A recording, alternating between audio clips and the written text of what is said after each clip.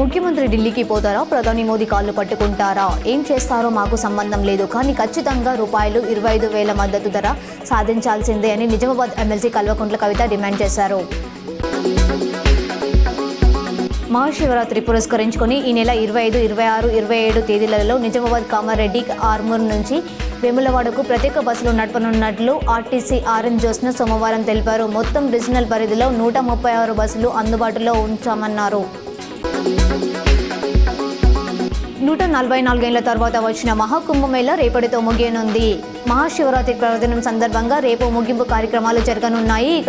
ఇప్పటి వరకు త్రివేణి సంగమంలో 60 కోట్ల మందికి పైగా పుణ్యస్నానం ఆచరించారు. అంటే దేశ జనాభాలో ప్రతి 5గురిలో సుమారు 3 మహాకుంభమేళాలో భాగమయ్యారు.